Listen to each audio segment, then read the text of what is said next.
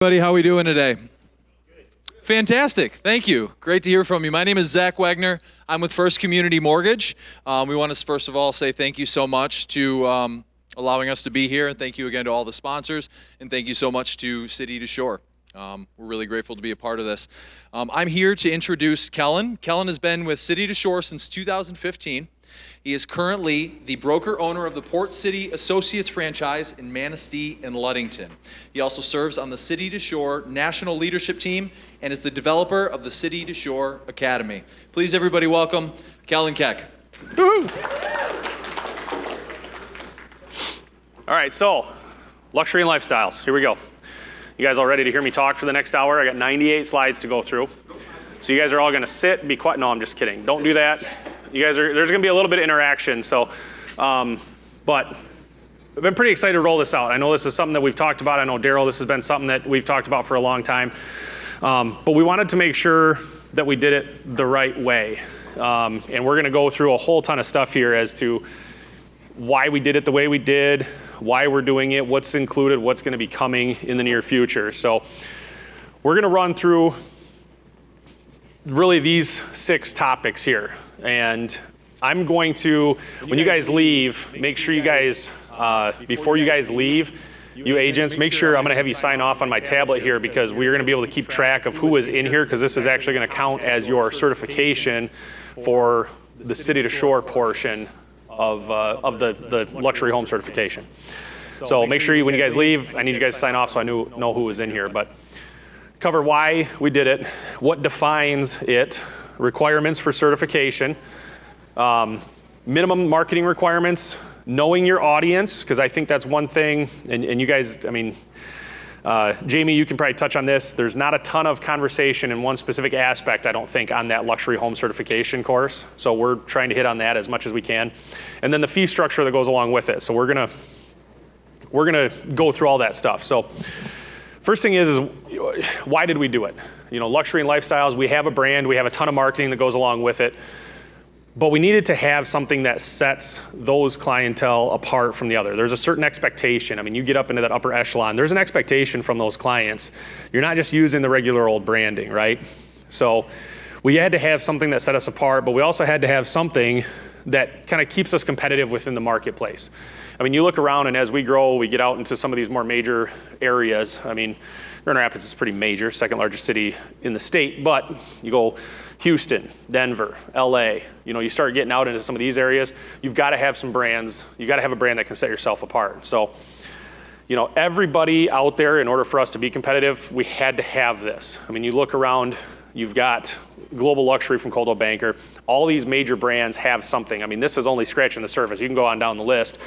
And then there's a ton of even just individual little boutique luxury brands in some of these major markets. You go like Miami, I was reading an article about a brokerage in Miami and the volume that these people turn, and their average sale price, this one little brokerage, they have like 38 agents in Miami. Their average sale price is like 1.94 million is their average.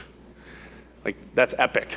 So we have to have a way to be able to be in those markets. When we expand that way, we got to be there. So the other thing is as a whole, as City to Shore, we want to be able to create that brand loyalty, right? We want to make sure that people come to us, they stay with us for the long term. You look at the stats, like there's extreme loyalty amongst luxury homeowners and sellers. Obviously, there's a huge benefit for agents, right? Higher price points. But the luxury market is also less affected by economic factors. Higher rate of cash transactions, less dependency on the job market, less likely to be tied to specific markets and trends. So even as a real estate company, if we can have an influence in that market, it's less of an upheaval in our business if we have some market share in there. You know, the market changes, the economy changes. So some cool stats to look up here. Percentage of buyers who bought homes priced at or above $500,000 is 20%. So actually pretty remarkable stats. This is coming from NAR on 2021. Don't have any 2022 stats yet, but percentage of buyers who bought homes over 3,500 square feet. So you can see that there is a pretty healthy market share in that realm. So again, market influences, there's not as much that's going to affect the luxury market, right? And I'm not going to read all this stuff. You can go on and find all sorts of articles and stuff on there as to why you want to operate in this market as an agent, why we as City to Shore, we want to have our agents trained to be able to operate within this niche, right? You're less affected by that. Higher interest rates over the last few months have promoted buyers to seek alternative financing methods, but the wealthy are leveraging more cash by pulling it out of other assets. That was from a January 2023 article. There's some really cool stuff. There's an Institute for Luxury Home Marketing. Luxury single-family homes stayed on the market a mere 11 days in 2022 compared to 38 days. So there's still a ton of movement in that market. The real estate market saw a sales ratio of 66. Anything above 20.5 is considered a seller's market. So huge gains to be had in that luxury realm. So I feel like we're rolling this out at the right time. I mean, yeah, it would have been nice to do it 20 years ago, but hindsight's always 20/20, right? So we did two. So if you're looking at this, you're thinking about luxury and lifestyles. Why did we do two different brands? You have one brand, but you have kind of a subset of that into two different realms. And the reason we did that is when we started looking at what some of these other companies define as luxury homes, we felt that there was a subset of that market that was almost being excluded or being almost falsely represented, right? By just calling it luxury, we're excluding, I think, a segment of that. So we wanted to pull in some different ones because not every luxury home can be considered, represents a specific lifestyle, but not every lifestyle home is what you would consider luxurious, right? You go look at this beautiful equestrian estate. You got 40 plus acres, you got stables, you've got a house. It's beautiful, right? The price point is gonna consider it luxury.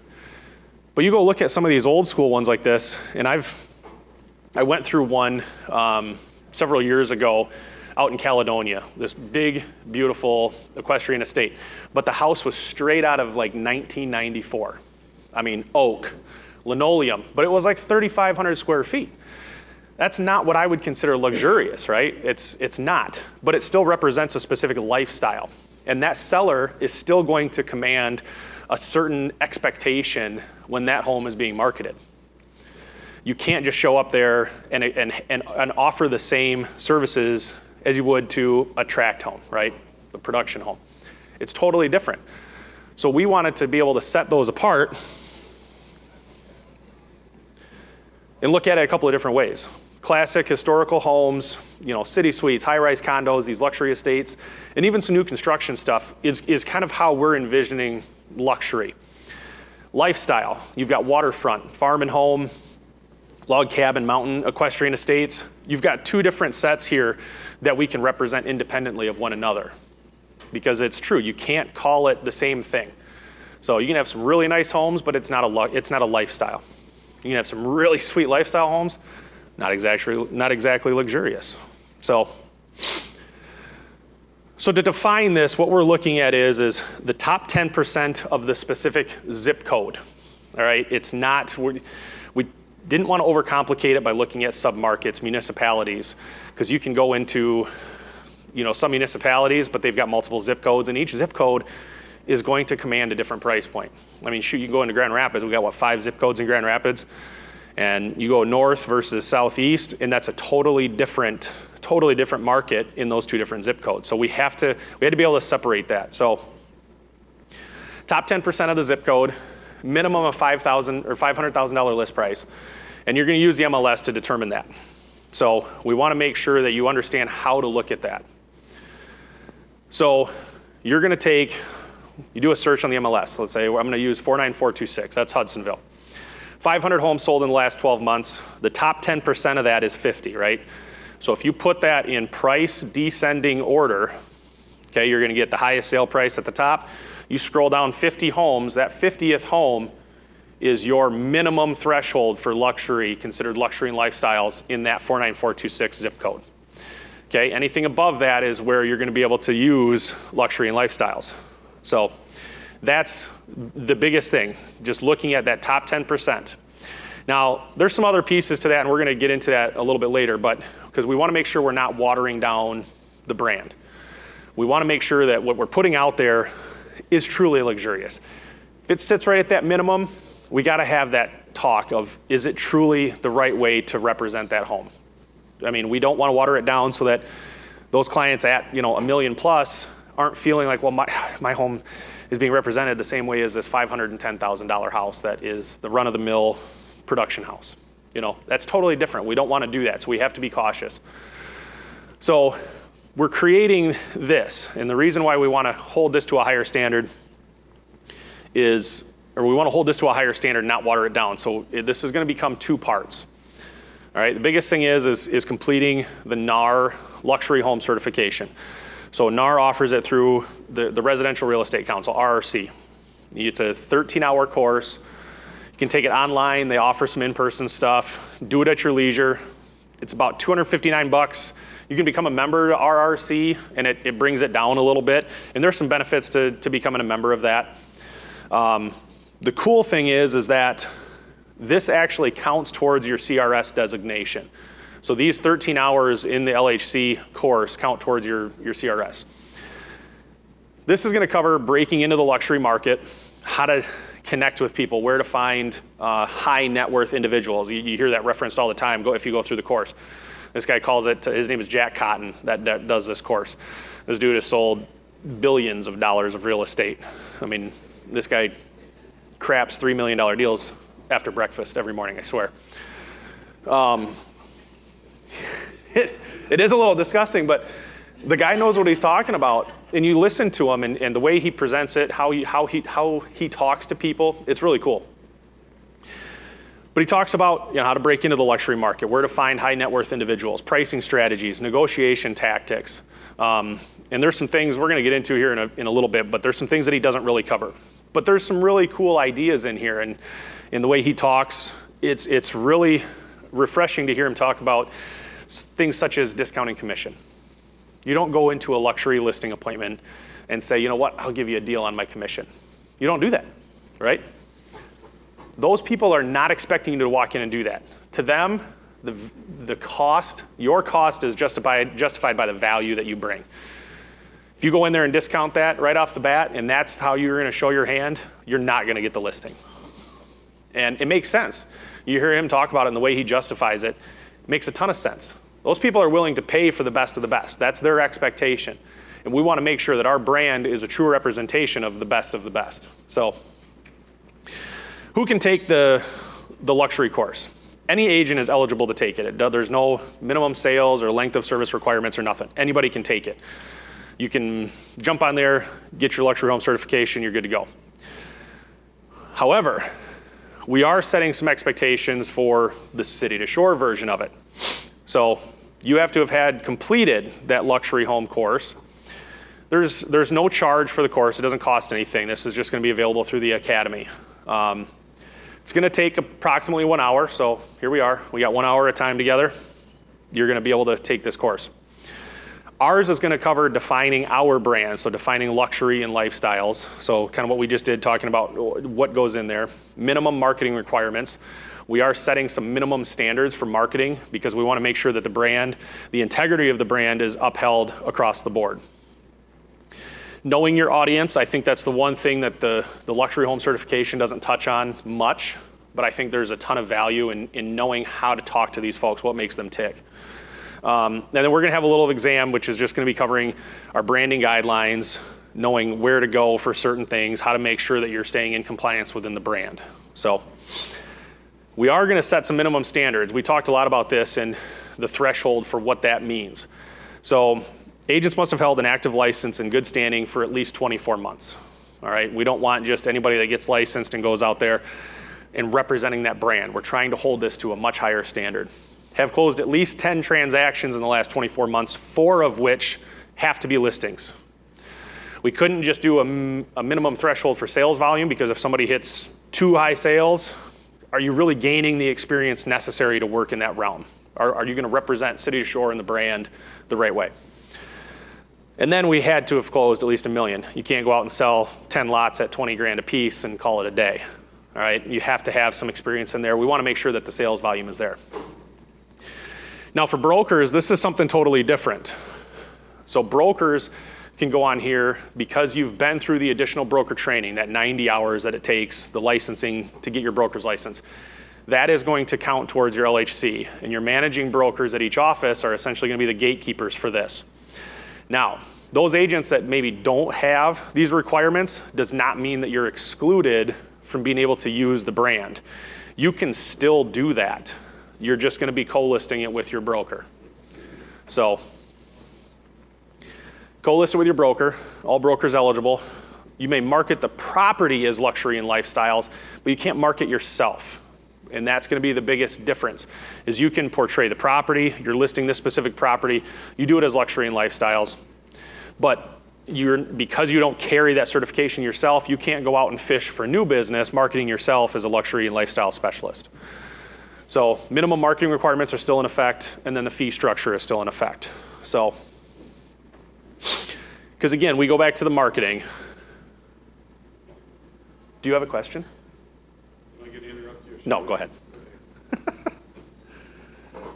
Right, say if we don't meet the requirements for sales volume to be able to be luxury lifestyle representative, would sale of that, if we were co-listing agents, go towards? It would. It would. Okay, very good. Yep.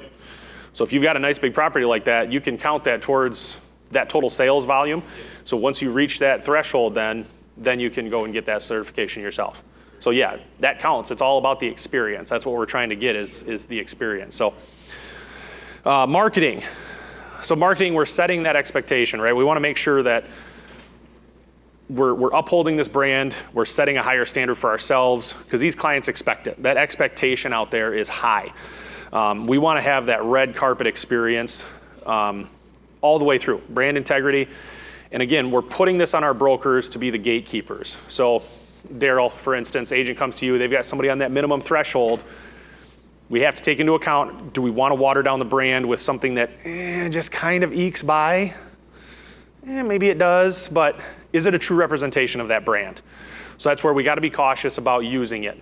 We start throwing all this little stuff out there, it waters the brand down. So you guys, the brokers in your markets, Daryl, you're going to know your market better than everybody. You're going to know what that minimum threshold is, right? We want to make sure that you understand it and you're the gatekeeper for your office. So the branding guidelines, so we have a whole separate branding guidelines. You go into C2S Drive, you can pull up the C2S branding guidelines. We have the branding guidelines for luxury and lifestyle, lays out the color codes, lays out how to download all the logos, the fonts, all of that stuff. So when you're using this, everything needs to run through this branding guideline. It all has to be in compliance. So the marks, you can use the logo. Luxury and lifestyles can be used together. You can break it up and use luxury or lifestyles. So if you've got one property that is definitely a lifestyle, you got a beautiful waterfront, I'm gonna call that lifestyle all the way. You got this old classical home, all redone, masterfully redone. That's luxury all the way. I'm not gonna classify that as a lifestyle. I'm gonna go luxury. That's how I am in my office. So, but get to know this. Download it. The most current version is always going to be in C2S Drive. I mean, this is, again, one of those things we're going to constantly be making updates to, so we want to make sure that when you got a new listing for this, go run through those guidelines again, those branding guidelines. Make sure that you have the most recent version. Make sure you have all the up-to-date information on it. So biggest thing with this is we want to make sure that when you're marketing a property, you're marketing yourself, if you carry your certification, you can market towards buyers and market to those people looking in that threshold. Maybe they have to sell a house at $480,000, but now they're looking at $800,000. They're in that top 10%.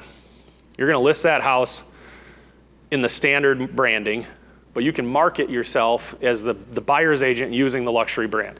Biggest thing is it's got to be all or nothing. We don't want to mix traditional city to shore branding with the luxury and lifestyles brand. Don't do that. Everything, if you're going in on it, it has to be all in. Right? Look at that, no pun intended. All in. So can I ask a question? Yeah. So do we have, like, let's say we're gonna target market, right? And should we specifically have business cards made with that branding to hand out? Am I cutting to the chase? Yeah. Okay. So we've added a whole nother line of stuff onto C2S Drive now, and this will be continually expanded upon. But there's business cards in there. There's a few different versions of the business cards. So you can order that stuff right in there. It's all set up and ready to go. We've got email signatures, postcards, all sorts of social media graphics. We've got flyers in there. We've got multi-page flyers. So depending on the property, you might need more than just a front and back. So we've added that stuff in there. If you need something specific for a property, we're not opposed to going out and seeking out a third-party graphic designer. You can go out and do that. Go find somebody else if you got somebody local that can put something together for you. We just want to make sure that you're giving them the branding guidelines and the color code so they can make sure that's all in compliance. If you're questioning whether it is compliance at City to Shore, that goes to the branding or the marketing guys. They're going to look at that and make sure that stays within that. So if you've got a question on something, maybe a lender wants to do some co-branding or something with you, if it stays in there, we're fine with it. We just want to make sure that the integrity of the brand, the colors, the marketing is all being upheld. So using that stuff, I would suggest keeping a stack of regular business cards and the luxury business cards in there, because keeping that stuff on you, if I'm going and meeting with somebody, I want to hand out the right one to them.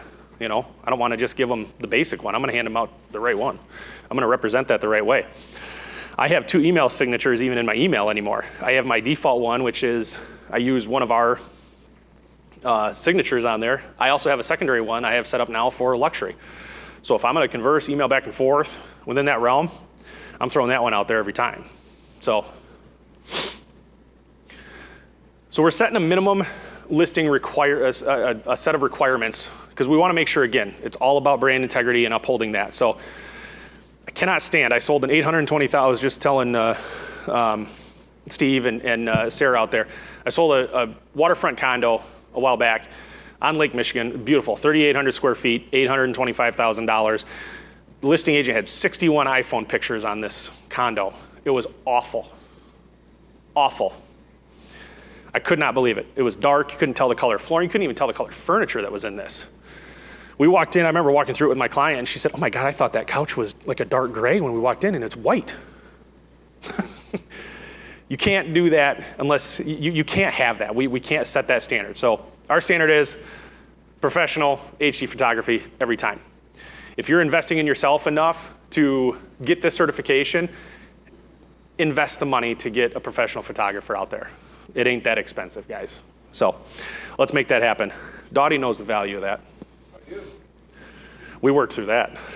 So video tour is huge. Video tour, Matterport, at least one of them. So a couple of stats on here that I thought was pretty cool. And this is off of a Redfin survey in 2022.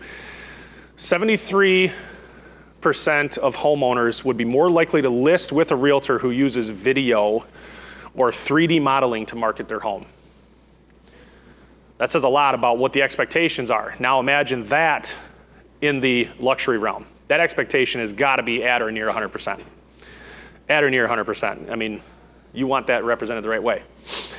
Floor plan mapping. Floor plan, this is according to a NAR home buyer and seller survey that was done in 2021. Floor plans are the single most desired data asset on a listing by consumers after photos and the standard listing data. Floor plans are huge. Again, should just be an expectation at that luxury level. So professionally printed materials, there's nothing worse than going in. I showed a $1.1 million property, and the agent had printed off, she did a really nice job, but the agent had printed off some flyers, and the flyer that I had, you could tell that it was running out of ink, and it was pink along the bottom, because that was all, the magenta was all, that was all that was left in that inkjet printer. So again, is that how you want your listing portrayed? It doesn't cost that much. We have a ton of this stuff on Canva. You can go on there, you order it. It prints right from Canva. You don't have to do anything. It ships it to you. You get it a week later. So as long as you've got that planned out in your marketing budget and in the timeline plan for when you're listing that property, it's going to be super easy to get some nice stuff. Put the flyer together, boom, you got some nice stuff. Again, appropriately branded social media campaigns. Don't intermix the two brands. That's going to be big. And when you're looking at this, you're operating this market, you're investing in that. Plan on spending 3 to 5% minimum on a marketing budget. You can do some different things. We're not gonna dictate that you have to do an open house. That's entirely up to you guys. The market's gonna dictate whether or not you have to do that. We're just setting this standard just for the presentation of the home on the MLS, on the internet, and when people see it in person. Those are the biggest things. You wanna go do like a broker open house, a wine and cheese event, co-brand it with a title or a lender, that's great, that's perfect. Obviously, all of that stuff costs some money to do, so that's why we say plan on budgeting at least that minimum 3 to 5% minimum. Might be more than that. You run the right social media campaigns, you might have to throw several hundreds of dollars at a social media campaign if you've got to target a specific area, depending on the house.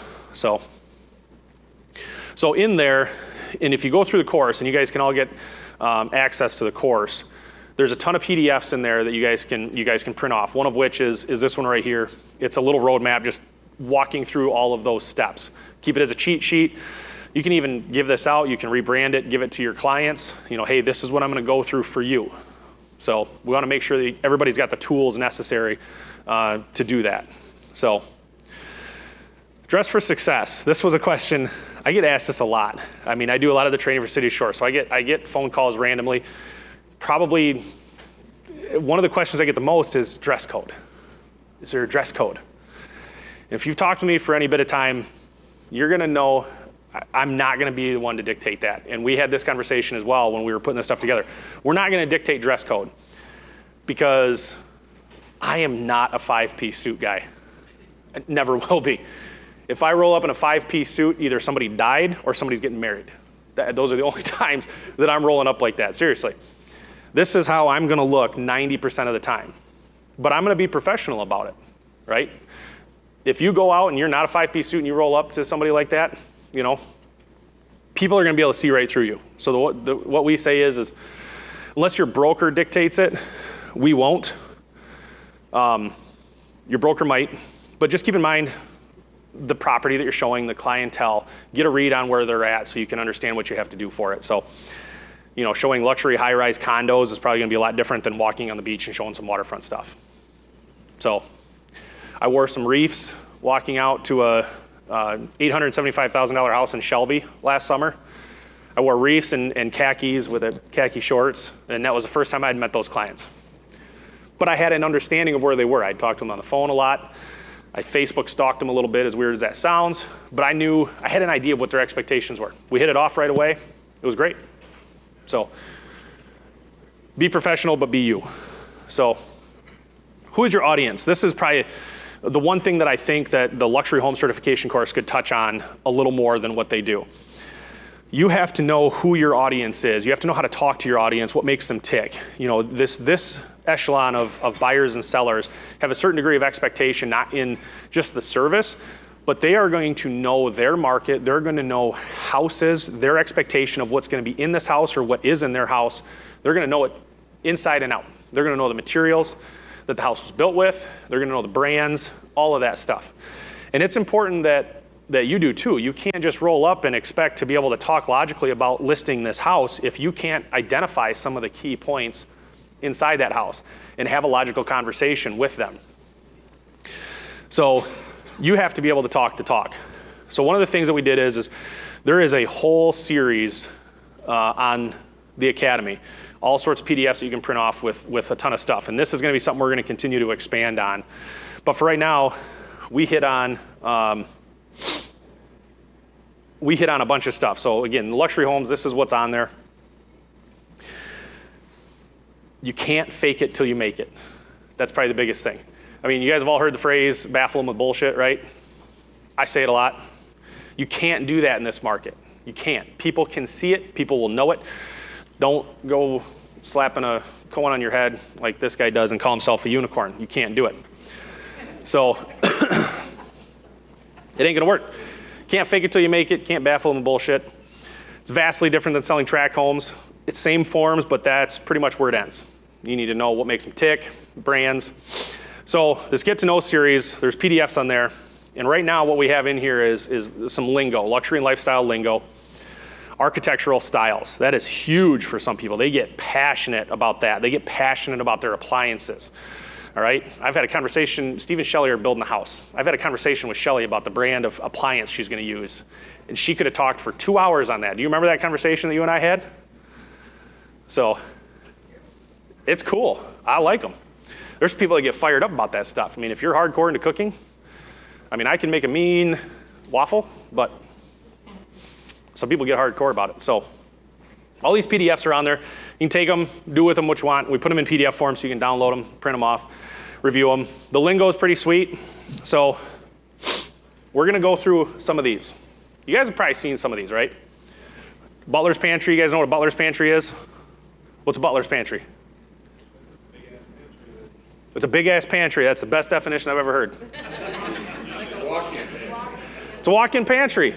Small room between the dining area and the kitchen. In the past, the butler would have slept there guarding the fine china and the silver. Okay? Nobody breaks in. You're gonna have to deal with some dude living in the closet. So it's now evolved into a wet bar prep area. Oh, hold on, dumbwaiter. You guys know what a dumbwaiter is, right? We've all seen those in some older houses. Them are pretty cool. Little elevator. So convey food or drinks from one floor. Would have been from the separate kitchen in the basement where the staff and butlers were. So how about this one, Amanda? Do you remember what this one? That is, Porte cochere? isn't it like an outdoor covered area? It is. And it's when you drive up. You look at these old classical houses and they have these big grand entryways, covered entryways in front of the house, right? So it's a coach gate or a carriage porch, covered structure and entrance to the home or property which a coach or carriage can pass in order for occupants to exit under cover. So before garages, you get these old classical homes with these big monster covers on there. You get the horse and buggy that rolls up. It's pretty cool. I've seen, there's you go Google that, there's some sweet houses. How do you say it again? From my understanding, it's porte cochere. Porte cochere. So you probably got to throw a little tilde on top of one of them E's somewhere to make it sound the right way, but that's how I had read it. So porte cochere. Coffered ceiling, we probably know what a coffered ceiling is, right? I think most of our market, we probably know them as a tray ceiling. So tray ceiling, sunken panel, repeating patterns. Alfresco dining. You get into that upper threshold, this is a big deal. The entertaining space, right? Alfresco dining. Nobody know? No? What's that? It can be. It's kind of a broad term, but it's an outdoor dining area, basically. It's a fancy way to say an outdoor dining area. So dining in open air veranda, courtyard, terrace, or balcony. Xeriscape. Who knows what a xeriscape is? We don't really see that too much around here, but xeriscape is big out in the arid areas of Nevada, Arizona. It's a style of landscaping design that requires little to no irrigation, typically found in arid areas of the Southwest. So you put rocks and stuff in there, it's just cool, but I have multiple pages of just definitions of some different lingo that you might see, and it just helps when you're talking to these clients, if somebody says something like that, oh, gee, look at the xeriscape on that house, and you're going, what? It can. That's where a lot of those definitions came from, is how to accurately market the property. I mean, your marketing remarks. A lot of realtors don't even know what some of that stuff is, like They- a pot filler in the kitchen. They were like, what's a pot filler? They don't, but if you're marketing and putting it out there for these people to find through our, the third-party syndicate sites, the Z word and stuff, the people that are actively shopping for those homes are gonna know exactly what that stuff is, and those might be some key points that they wanna hit on that they're looking for in a house. So knowing that lingo to put it in your marketing remarks, that's huge, right? Architecture styles. We probably all know your classic Cape Cods, your craftsman style homes, the bungalows, cottage style. There is a ton of them. You can get a Dutch colonial, a Spanish colonial. You can go Tudor, you can go farmhouse style. You can have a regular colonial, mid-century modern. There's a whole ton of them. And NAR's website actually has some really, really cool assets on there that talk about this stuff. So NAR, Catherine's house would have been a really cool, that colonial? Yeah. I know. You go onto that NAR.Realtor magazine and go into tools, and there is a ton of stuff on there that talks about that. And that's an actual screenshot image from that website. And you can hover over those individual styles, and it gives you a full description of what all those are. What they mean, the areas that you can expect to see those types of homes. Like we're not gonna see any of there's like a Pueblo style. we don't live in New Mexico. We ain't gonna see no Pueblo styles here. But we expand into that market, that's gonna be a big deal for some of those folks. So knowing those styles, you walk up and being able to showcase, you're showing a buyer a house, check out this really cool mid-century modern here, this is what we're looking for. Talking that talk is gonna help you earn that respect and that rapport with those clients. Appliances, people get hell-bent on their appliances. I mean, what are some good luxury appliance brands? If somebody says Frigidaire, you're gonna get thrown out. So there's a ton of them, right? I mean, what are some big ones that we see? Right, Sub-Zero, Wolf, Thermador. Thermador is a big one. Jen Air. Look at, ha! Wolf, Sub-Zero, Cove, Thermador, Jen Air. There's a ton of them out there. You can go research so many of these. Fisher & Paykel. I always know them as these weird looking washer and dryer. You ever go into some house, you see the Fisher & Paykel and they've got this weird like sloped back to them that like wraps around. You ever seen those?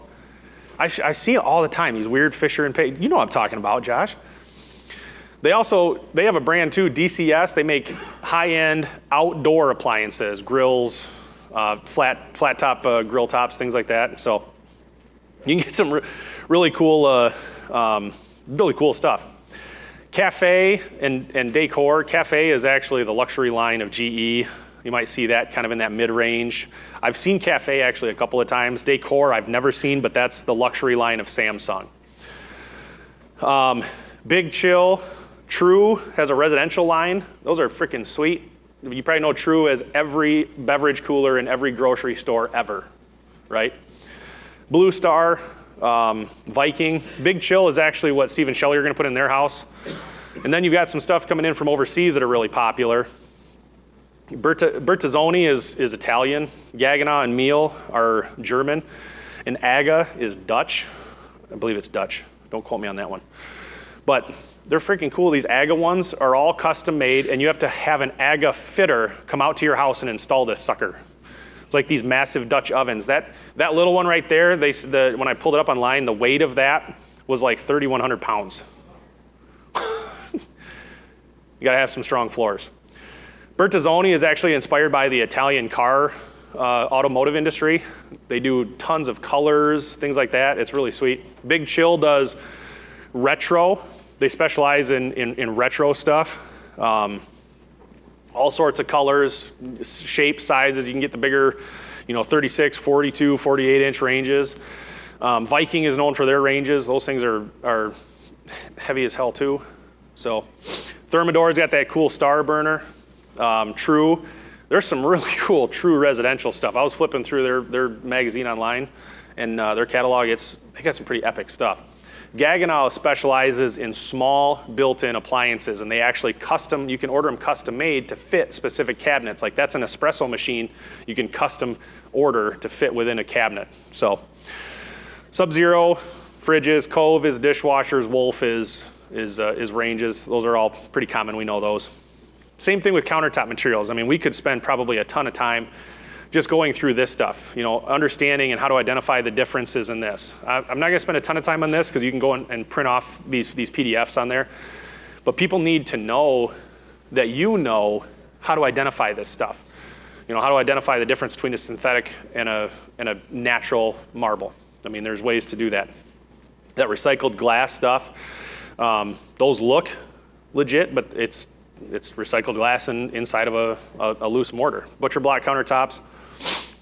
Pool systems. You deal a lot with pools, right? So pool styles. Does anybody know what this type of pool is called? It's an infinity pool, right? Or a vanishing edge. So it's got that overlook like that, and that water actually runs over that side. It's a shorter wall, so the water runs over and then it's just pumped right back into that pool. People love that stuff. Understanding the difference, chlorine versus salt water versus mineral, and being able to talk to people about that. I mean, how many times, even just now showing homes at 300,000, is that a saltwater pool or chlorine? I don't know. Well, what's the difference? I don't know. Yeah, you don't shrivel up like a snail when you get out of it. I don't know. So But to know the difference, what's chlorine going to do? You know, what are the pros and cons of each? I got a whole sheet in there on that just to know the differences between that. Talking logically goes a long way with these people. You know, swim spa. Well, you know, what's a swim spa? Can you force that water through there? You can swim against the current. Know what you're talking about with that stuff. Don't go into it blindly. If you've got a house with a pool, research the pool. Hey, I see you got a pool in the backyard. What kind is that? Is that a saltwater, mineral? And they'll tell you all about it. But then you can go in there and talk logically. So when you're marketing that property, you know exactly what needs to be said to hit points for that pool. So, siding materials. So I work with a builder, and I can't tell you how many times I get people asking me about siding materials when we're custom building a home. What about this? What about that?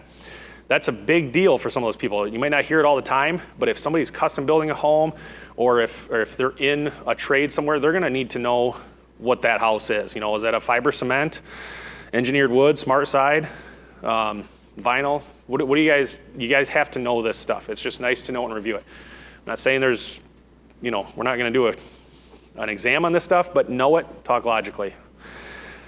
What's that tile pattern? Who knows that one? What do you refer the pattern as? That style of pattern? Herringbone. Who said it? Yeah, there we go. Herringbone. Welcome. Herringbone. Okay. I got a really cool sheet. I found this graphic in there that has all these different tile patterns and the names of them. How cool is it if you can walk into a house and say, gosh, look at that basket weave tile pattern on that backsplash there.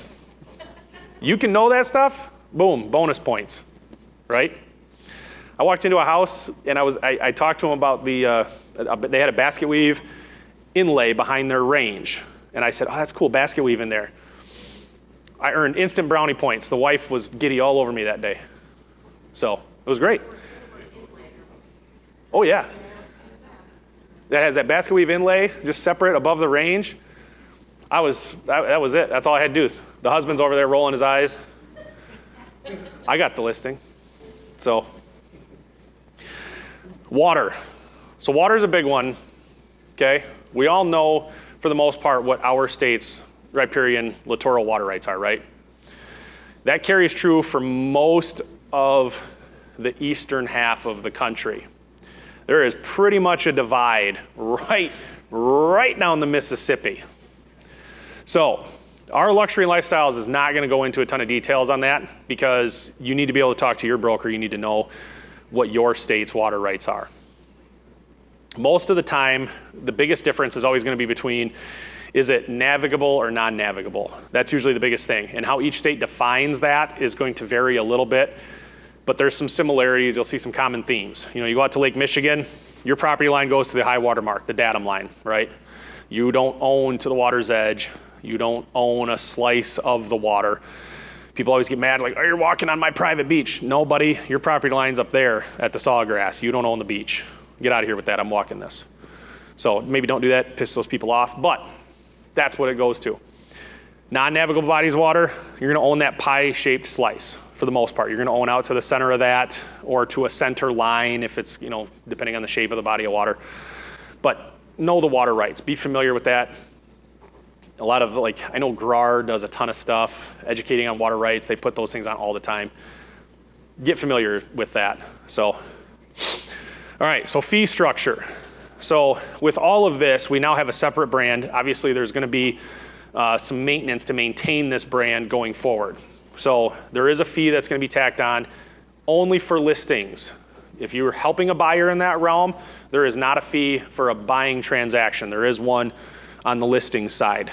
So 0.01% or 0.0001 is only charged on listings.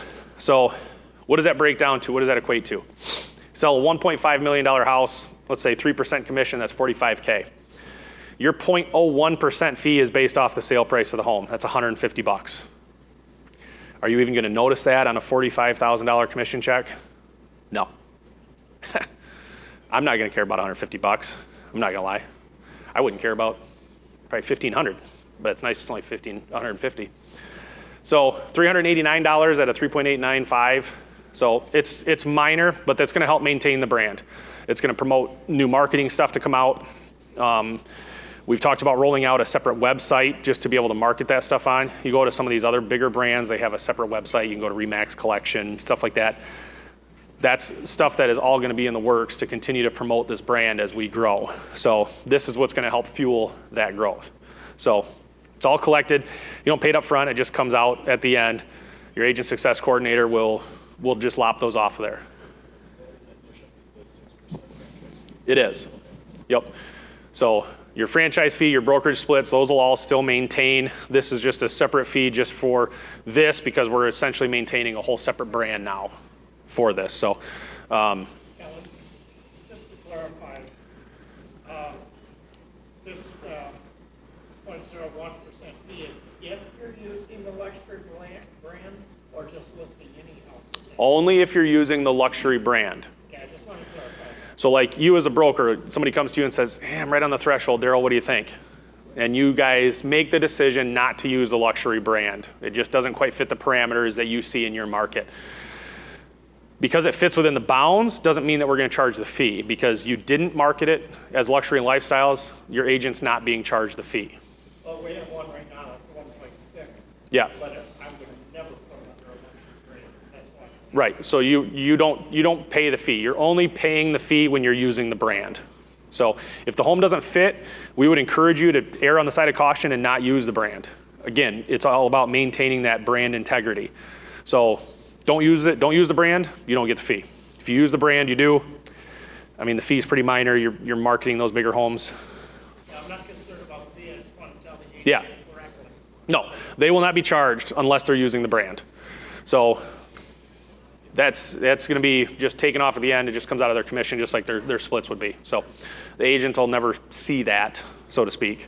So, all right, so we've been through all this stuff. So luxury and lifestyles, it's going to be different for every market. Again, the brokers are going to dictate what that is. Zip codes, cities, they're all going to have their own feel, their own vibe to it. Our brokers, we're tasking them, they are the gatekeepers of the luxury brand. We want to make sure that the integrity is being upheld. I can't stress that enough. Integrity of the brand has to be upheld. We want to make sure that we're using it the right way at the right time for the right properties and with the right clientele. So know your market. The NAR LHC talks about that a lot. Knowing your market. There's nothing worse than walking into a listing appointment and your seller says, well, yeah, that house right down the street sold for how much?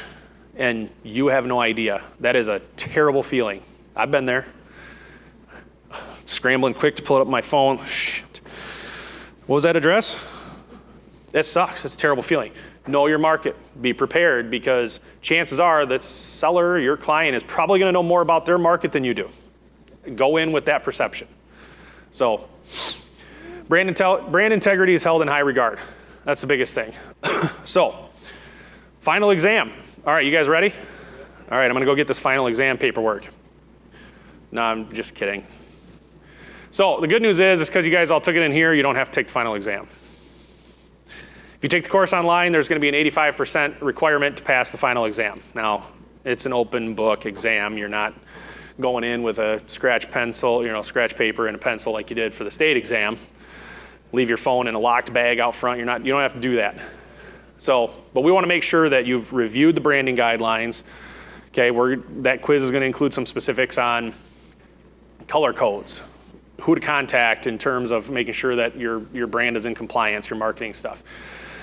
So a lot of that little stuff like that is going to be integrated into that exam, but it's all going to be open book. So that is the biggest thing. Beyond that, then you get certified. We've got 2 versions of the logo, a white reverse, so you can incorporate that into some marketing once you've been through that. And it's a big deal. I mean, you look at those stats on the home prices, where buyers are, where sellers are, what the expectations are. And honestly, we want to make sure that we're holding ourselves to a higher standard, I think, than even some of those other brands. Again, because we are still a relatively young company, we cannot afford to lose the integrity of our brand. We don't have that luxury, okay, like some of the other bigger brands do. So we have to make sure that we are maintaining the highest amount of professionalism, integrity that we possibly can within that brand. That's going to be one of the biggest takeaways, I think, is the integrity, knowing what it is, go through the luxury, get your luxury home certification. You can use that branding all you want. So newer agents, if you guys don't have the sales volume stuff for it, go take the LHC course, use that branding. You wouldn't be able to use the city to shore stuff just yet till you reach that point, go through this, but use that. It's the negotiation tactics, I think, in that course are well worth the course itself. There's some really good ideas in the way he talks about negotiation tactics. Even the way he talks about, have you been through like his pricing strategies? The pricing strategy one is actually really cool, and there's some stuff that I'm gonna implement even just in my normal day-to-day, just based off of that. It's not, some of those principles and ideals are not just strictly for luxury. There's a ton of cool stuff in there. There's a graphic that he uses with a dartboard. You know what I'm talking about? Have you seen that one? There's a graphic he uses with a dartboard, and he lays out how far off on your sale price you are based on the amount of activity. So if you've got a lot of showings, no offers, you're 5 to 10%. So there's some really cool stuff in there that you guys can use. I actually recreated that graphic for myself so I can give it to my sellers and say, hey, we've got the activity, but we're not getting any offers. This is where we're at. So there's a ton of value. I mean, $259 for that course. I think it's worth it just from the amount of information that you get off of there. So does anybody have any questions on this stuff? Because we've pretty much reached the end of this. So it has to be 500,000 or above. We're setting the minimum at 5, just because we're concerned that in some markets, I know a lot of the northern Michigan stuff, you're gonna run into that a lot where you can have some luxury stuff. But we're afraid, the concern is that as consumers, if we roll out a separate website for it, consumers are gonna go on there and wonder, well, why is this one at 300,000 and this same looking house is 100 miles away and it's 850,000? Because you should buy it more. Exactly, 100%. So, but we want it, so we set that minimum threshold just for that reason, because on the consumer side, we want to maintain that perception the right way on the consumer side. It's not that we're trying to exclude people in certain markets. It's all about that, the perception and how we fit in the marketplace. That's where a lot of that stuff came from. I mean, this has been something we've been working on for close to a year now. I mean, there's been a ton of research into the other brands, the market, where everybody else is at. I mean, there's been a ton of work into this. So. One other quick little thing. So let's say we list at 550, doesn't sell, drops to 499. We no longer can market it as luxury. Because you started it at luxury, we're not going to dictate that you have to take it away, because we don't want to, again, it's the perception to the consumer. We don't want the consumer to like, oh, what the heck, it was black, gold, and 2 shades of blue, and now it's back to just blue and white. What happened? Why did that change? If you list it and you feel that it shouldn't, again, that's where we're gonna say that's the broker's decision. Like, maybe we pull it back. But we're not, if it starts above that threshold, we're not gonna make you change it if it drops down below. So, just, again, the perception of the consumer. So. On the City to Shore Academy, C2S Academy. So on the C2S Academy, there's one public course. There's actually two different courses for the Academy. First one is going to be a pre-qualification course. It's basically gonna walk through a lot of what it takes to get into the certification. Going through, it's gonna give you links to the luxury home certification through the NAR. And then there's an application that we have on there that you have to submit back to be able to get access to the actual certification course, because we don't want to make it all public and just have everybody going in there, because we're trying to make sure that you've met the minimum threshold for that. So the second course will become available. This is why I want to have you guys sign out when you guys leave, because I'm going to manually add you guys into that course so that you guys can each have access to that course and all the PDFs and stuff that are in there. So if I have your name and email address, you'll see that in your dashboard when you go log in on the Academy, and you'll have access to all the materials that are in there then. So, anything else? Right on. Cool.